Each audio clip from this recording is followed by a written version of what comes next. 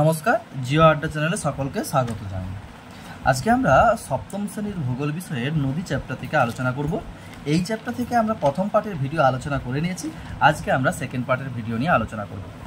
যদি তোমরা প্রথম পার্টের ভিডিওটি না দেখে থাকো, অবশ্যই চ্যানেলে গিয়ে তোমরা সে প্রথম পার্টের ভিডিওটি দেখে এসো। আজকে চলো প্রথম প্রশ্ন দেখে নিই সেকেন্ড পার্টের। নদীর প্রধান কাজ কয়টি এবং কি কি? দেখো, নদীর প্রধান কাজ কয়টি না? তিনটি প্রধান কাজ। কি কি না? ক্ষয় কাজ, বহন কাজ এবং সঞ্চয় কাজ। ক্ষয় কাজ কোথায় হয় না? নদীর উচ্চ গতিতে ক্ষয় কাজ হয়। এই উচ্চ গতিতে ক্ষয় কাজের প্রধান কারণ কি? দেখো, নদীর উচ্চ গতিতে প্রধান কাজ হলো ক্ষয় কাজ। এখানে কি হয়? নদীর উচ্চ প্রবাহে, এটা পার্বত্য প্রবাহ, এখানে ভূমির ঢাল খুব বেশি এবং নদীর জলরাশি খুব দ্রুত গতিতে প্রবাহিত হয়। তাই সামনে যা কিছু থাকে সবকে কি করতে থাকে না? ক্ষয় করতে করতে নদী এগিয়ে যায়। তাই নদীর উচ্চ গতিতে প্রধান কাজ ক্ষয় কাজ। তাহলে মধ্য গতিতে প্রধান কাজ কি না? নদীর মধ্য গতিতে ভূমির ঢাল কি হয় না? কমে আসে। হঠাৎ করে ভূমির ঢাল কমে আসে।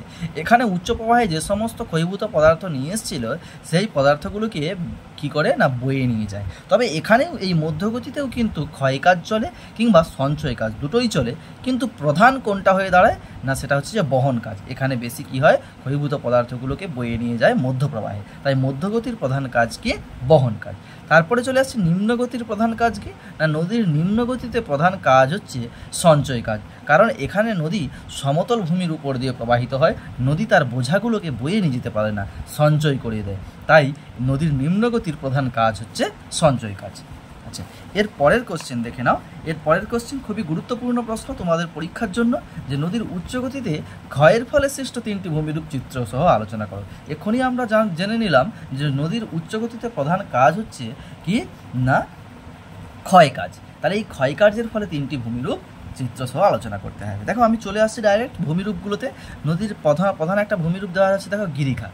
এটা কিনা আর্দ্র পার্বত্য অঞ্চলে নদীর নিম্নক্ষয়ের ফলে যে ভি আকৃতির নদী উপত্যকার সৃষ্টি হয় তাকেই বলা হচ্ছে গিরিখাত। দেখে নাও, এখানে একটু ছবিটা লক্ষ্য করো। তাহলে এখানে একটা প্রস্থচ্ছেদ, একটা নদীর প্রবাহ পথের প্রস্থচ্ছেদ। এখানে কি হচ্ছে? এখানে নদী প্রবাহিত হচ্ছে এপাশ দিয়ে।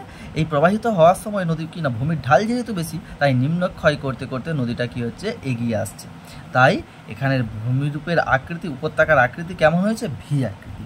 এই ভি আকৃতির ভূমিরূপকে, উপত্যকাকেই বলা হচ্ছে কি? গিরিখাত। তাহলে গিরিখাতের আকৃতি ভি এর মতো, এটি খুব গভীর এবং সংকীর্ণ হয়। এরকম এখানে দেখো উদাহরণ দেওয়া রয়েছে। ইয়াংসিকিয়াং নদীর ইয়াংসিকিয়াং নদীর যে গিরিখাত, যেমন ইচাং গিরিখাত, এটি এইরকমই একটি ভি আকৃতির গিরিখাত। আচ্ছা, এরপরে চলে আসছি চলো ক্যানিয়ন, দ্বিতীয় যে ভূমিরূপ। দেখো, বৃষ্টিহীন শুষ্ক পার্বত্য অঞ্চলে যে আই আকৃতির গিরিখাতের সৃষ্টি হয় তাকেই বলা হয় কি না? ক্যানিয়ন। তাহলে ক্যানিয়নের আকৃতি কেমন? আই আকৃতির। এটি অত্যন্ত গভীর এবং সংকীর্ণ হয়ে থাকে। তাহলে দেখো, এটা একটা ভূমিরূপ, এইভাবে কি হয়েছে না? ক্যানিয়নের সৃষ্টি হয়, অনেকটা আই আকৃতির মতো। দেখো, আর্দ্র অঞ্চল যদি হতো তাহলে আর্দ্র অঞ্চলে কি হচ্ছে? পার্বত্য প্রবাহে নদী প্রবাহিত হচ্ছে। নদী প্রবাহিত হওয়ার সাথে সাথে তারপরে বৃষ্টির জল যখন দুপাশ দিয়ে এসে নদীতে এসে পড়ছে, তখন এই পাশের ক্ষয় হয়, এই পাশেরও ক্ষয় হয়। এইভাবে ক্ষয় করতে করতে শেপটা ভি আকৃতিতে চলে আসে, আই আকৃতির জায়গায়। কিন্তু শুষ্ক অঞ্চলে সেখানে তো আর বৃষ্টিপাতের পরিমাণ এত বেশি নয়, খুবই অল্প, বা প্রায় হয় না বললেই চলে। মরুপ্রায় অঞ্চলে সেখানে এই পার্শ্বক্ষয়টা আর হয় না। সেজন্য এখানের আকৃতিটা কী হয়? আই আকৃতির হয়ে দাঁড়ায়। তাই ক্যানিয়ন কি হচ্ছে? আই আকৃতি বিশিষ্ট। যেমন যুক্তরাষ্ট্রের কলোরাডো নদীর গ্র্যান্ড ক্যানিয়ন এইরকমই কি ক্যানিয়নের উদাহরণ। এরপরে আসছি কি না? জলপ্রপাত। দেখো, খুবই গুরুত্বপূর্ণ এটা একটা ভূমিরূপ। নদীর গতিপথে শুষ্ক আর নরম পাথর অনুভূমিকভাবে থাকলে নদী নরম পাথরকে বেশি ক্ষয় করে এবং শক্ত পাথরকে কি করে? কম ক্ষয় করে। ফলে কি হয়? ভূমিরূপে ধাপের সৃষ্টি হয়। আর এই ধাপ বেয়ে ধাপের ওপর দিয়ে সরাসরি যখন নদী পতিত হয় তখন তাকেই বলা হচ্ছে কি না? জলপ্রপাত। তাহলে নদীর উচ্চ প্রবাহে কঠিন এবং কোমল শিলা যদি পরপর অবস্থান করে তখন এই জলপ্রপাতের সৃষ্টি হয়। এটা বৈশিষ্ট্যতে আমরা লিখতে পারি। তাহলে জলপ্রপাতের জল যেখানে গড়িয়ে পড়ে সেখানে বড় গর্তের সৃষ্টি হয়। এটাকে কিন্তু প্রপাত কূপ বলা হয়। দেখে নাও, একটু একটু ছবিতে দেখে নাও বা উদাহরণটা আগে দেখে নাও। পশ্চিমঘাট পর্বতের যোগ জলপ্রপাত, এরকমই জলপ্রপাতের উদাহরণ। তাহলে এটা দেখে নাও কঠিন শিলা, আর এখানে কঠিন শিলা, এদের মাঝে দেখো কোমল শিলা। তাহলে এরকম অসামঞ্জস্য, যদি কঠিন এবং কোমল শিলা যদি পরপর অবস্থান করে তখন কি না ভূমিরূপের উপর অসামঞ্জস্যপূর্ণ ক্ষয়ের হবে, কোথাও কি না উঁচু কোথাও নিচু ধাপের সৃষ্টি হবে। এই ধাপ বরাবর নদী গিয়ে জলরাশি দ্রুত গতিতে পতিত হবে এবং ঘূর্ণির সৃষ্টি হবে। এটাকেই বলা হচ্ছে কি না জলপ্রপাত। আর এই জলপ্রপাতের নিচে যে বড় গর্তের সৃষ্টি হলো এই অংশটাকে বলা হচ্ছে কি প্রপাতকূপ। প্রপাতকূপ।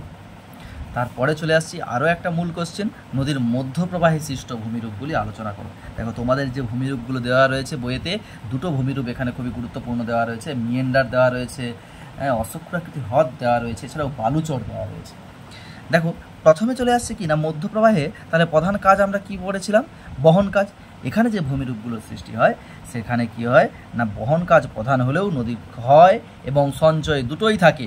তাই কোশ্চেন যদি এমন হয় যে নদীর ক্ষয় এবং বহন কাজের মিলিত, ক্ষয় এবং সঞ্চয় দুটোর মিলিত কার্যের ফলে সৃষ্ট ভূমিরূপগুলি আলোচনা করো, তখনও কিন্তু এই মধ্যগতিতে সৃষ্ট ভূমিরূপগুলোই আমাদেরকে লিখতে হবে। তাহলে এখানে প্রথম দেখো পয়েন্ট দেওয়া রয়েছে মিয়েন্ডার। মধ্যপ্রবাহে ভূমির ঢাল কমে যাওয়ায় এবং জলের পরিমাণ বেড়ে যাওয়ার কারণে অল্প বাধাতেই নদী কী হয় আঁকাবাঁকা পথে প্রবাহিত হয়। নদীর এই আঁকাবাঁকা গতিপথকেই বলা হয় কি না মিয়েন্ডার। যেমন নদীয়ার জলঙ্গি নদীতে অসংখ্য মিয়েন্ডার দেখতে পাওয়া যায়। দেখো এখানে ছবিতে লক্ষ্য করো, এই যে নদী আঁকাবাঁকা পথে প্রবাহিত হচ্ছে, এই আঁকাবাঁকা পথকেই বলা হচ্ছে কি না মিয়েন্ডার। এরপরে দেখো দ্বিতীয় নম্বর যে ভূমিরূপ নদী দ্বীপ। মধ্যগতিতে নদীর বহন ক্ষমতাও কমে যায়। বয়ে আনা পলি বালি নুড়ি কাঁকড় নদী গর্ভে বা দুধারে সঞ্চিত হলে জল প্রবাহ পথ আটকে বালুচর বা চড়ার সৃষ্টি হয়। কোনো কোনো সময় নদীগর্ভের এই চরগুলি জেগে উঠলে যে দ্বীপ গড়ে ওঠে তাকে বলা হয় কি না নদী দ্বীপ। তাহলে দেখো এই যে নদী মিয়েন্ডারের মধ্যে যে নদী প্রবাহিত হচ্ছে বা আঁকাবাঁকা পথে যে নদী প্রবাহিত হচ্ছে, এই প্রবাহ পথে বালি রাশিগুলো সঞ্চিত হতে হতে দেখো নদীর ওপরে জেগে উঠেছে, মধ্যগতিতে জেগে উঠেছে। একেই বলা হবে কি না নদী দ্বীপ। এর পরের ভূমিরূপটা দেখে নাও নদী বাঁকের অশ্বক্ষুরাকৃতি হ্রদ। পরের ভূমিরূপ অশ্বক্ষুরাকৃতি হ্রদ। নদী বাঁকের খাড়া পাড়ের দিকে জলস্রোত বেশি থাকে, তার উল্টো দিকের ঢালু পাড়ে সঞ্চয় বেশি হয়, ফলে নদীর এক পাড়ে ভাঙে অন্য পাড় গড়ে। একথা বলতেই পারি। নদীর বাঁকের পরিমাণ বাড়লে, নদীতে জল বাড়লে কখনো কখনো নদীর বাঁকের একটা অংশ মূল নদী থেকে আলাদা হয়ে যায়। এই আলাদা হওয়ার অংশটা ঘোড়ার খুরের মতো দেখতে হয় বলেই একেই অশ্বক্ষুরাকৃতি হ্রদ বলে। যেমন কিনা মুর্শিদাবাদে ভাগীরথী নদীর অববাহিকা অসংখ্য অশ্বক্ষুরাকৃতি হ্রদ দেখতে পাওয়া যায়। মুর্শিদাবাদের মতিঝিলে এরকম কিন্তু অশ্বক্ষুরাকৃতির একটা হ্রদের একটা উদাহরণ। দেখো তোমরা এই ছবিতে দেখে নাও নদীটা কি হচ্ছে না প্রবাহিত হচ্ছে। পরে এই প্রবাহ পথে যখন নদীর বাঁকের সৃষ্টি হয়েছে, দেখো এক পাশে নদীর জলরাশি আঘাত করছে বাঁকের, ঠিক তার উল্টো দিকে কি করছে না আঘাতের ফলে যেমন ক্ষয় হচ্ছে তার উল্টো দিকে কি হয় সঞ্চয় হয়। দেখে নাও তারপরে তৃতীয় নম্বর স্টেপে দেখে নাও, বুঝতে পারবে সহজে। তাহলে নদীর জলরাশি এই স্টেপ এখানে কি হচ্ছে আঘাত করছে ডাইরেক্ট, তাহলে এখানে ক্ষয়। এখান থেকে জলরাশিগুলো একই রকমভাবে আঘাত করছে, এখানেও কি হচ্ছে ক্ষয় হচ্ছে, তাহলে উল্টো দিকে সঞ্চয় হচ্ছে। দেখো না সঞ্চয়জাত পদার্থগুলো এখানে দেখানো আছে। এই যে দুটো বাঁক পরস্পর দেখো মুখী, এটাও যেদিকে ক্ষয় হচ্ছে এগিয়ে যাচ্ছে, এটাও কি হচ্ছে সেই দিকেই এগিয়ে যাচ্ছে। এই রকম দুটো বাঁক যখন এগোতে এগোতে একসঙ্গে জুড়ে যায় তখন জলরাশিগুলোও কী হয় ওই জুড়ে যাওয়া সব থেকে শর্টেস্ট যে লেন্থ, ওই লেন্থের উপর দিয়েই জলরাশিগুলো কী হচ্ছে প্রবাহিত হয়। ফলে এই যে বাঁকের বাকি অংশ যেটা ছিল সেটা এই মূল নদী থেকে বিচ্ছিন্ন হয়ে গিয়ে হ্রদের আকারে অবস্থান করে, ঘোড়ার খুঁড়ের ন্যায় এই অংশটা।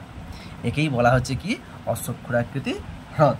তাহলে মুর্শিদাবাদের মতিঝিল এইরকমই একটা অশ্বক্ষুরাকৃতি হ্রদের উদাহরণ।